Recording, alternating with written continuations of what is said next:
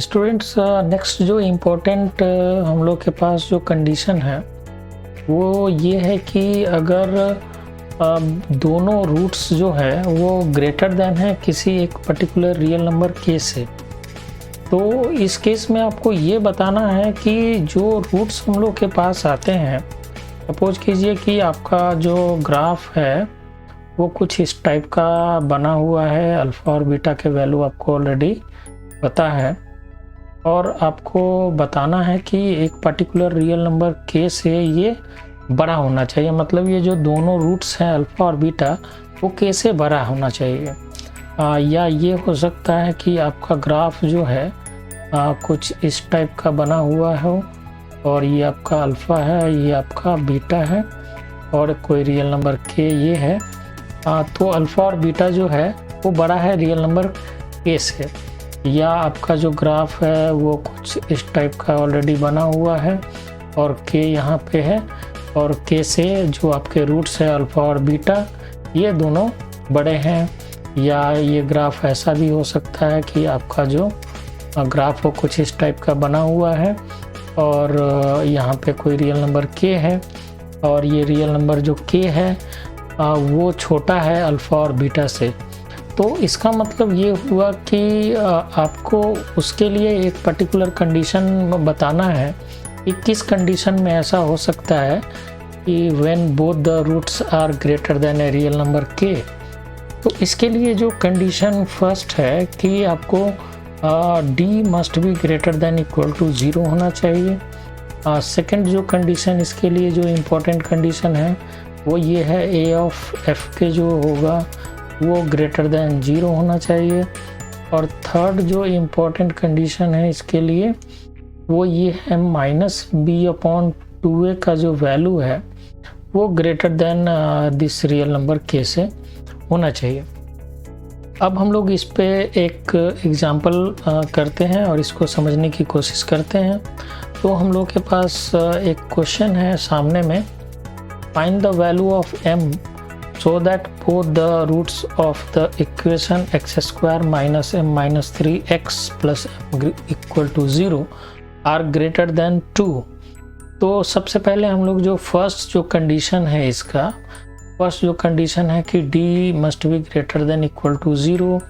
तो इसका मतलब ये हो गया d का वैल्यू हम लोग जानते हैं ऑलरेडी कि ये बी स्क्वायर माइनस 4ac होता है और ये ग्रेटर देन इक्वल टू 0 होना चाहिए। तो यहाँ पे हम लोग इसका वैल्यू निकालेंगे तो ये क्या हो जाएगा m माइनस 3 और इसका ये whole square minus 4ac 4 into 1 into m ये ग्रेटर देन इक्वल टू 0। यहाँ से हम लोग m square minus 6m plus 9 और ये minus 4m greater than equal to 0। इसको हम लोग लिख सकते हैं m square minus 10m plus 9 greater than equal to 0। अब इसको हम लोग फैक्टराइज कर लेते हैं। तो इसको लिख सकते हैं m square minus 9m minus m plus 9 greater than equal to 0 और यहाँ से m को कॉमन कर लेते हैं तो m माइनस 9 आ जाएगा। माइनस साइन यहाँ कॉमन कर लेते हैं तो ये m माइनस 9 आ जाएगा और ये ग्रेटर देन इक्वल टू 0। और यहाँ से हम लोग लिख सकते हैं m माइनस 1 और यहाँ से m minus 9 greater than equal to 0। अब जो m का वैल्यू होगा वो क्या होगा, तो हम लोग जानते हैं कि अगर हम लोग के पास अगर इस तरह का कंडीशन अगर दिया रहे तो यहाँ से जो m का वैल्यू एक आएगा वो 9 आएगा और एक 1 आएगा। तो यहाँ पे ये हमारा 1 है, ये हमारा 9 है, तो ये हमारा प्लस का साइन, ये माइनस और ये प्लस। तो हमारे जो प्रोबेबल जो m का जो वैल्यू होगा वो क्या होगा, तो जो m का वैल्यू होगा वो होगा आपको माइनस इन्फिनिटी टू 1 और यूनियन ये आएगा हमारा 9 टू ये हमारा आएगा 9 to infinity.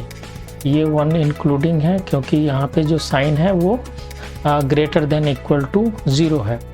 Minus infinity to 1 union 9 to infinity. अब जो सेकंड कंडीशन है हम लोग के पास वो ये है कि ए ऑफ एफ के का जो वैल्यू है वो ग्रेटर देन 0 होना चाहिए।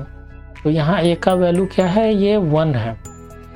और तो हम लोग इसको लिख सकते हैं 1 डॉट एफ ऑफ के का मतलब यहाँ पे 2, यहाँ पे के का वैल्यू जो है वो 2 है, तो ये ग्रेटर देन 0 होना चाहिए। अब इस इक्वेशन में हम लोग x के बदले में 2 डालेंगे तो क्या मिलेगा हम लोग के पास, ये मिलेगा 2 का square minus m minus 3 into 2 और प्लस m, ये ग्रेटर देन 0।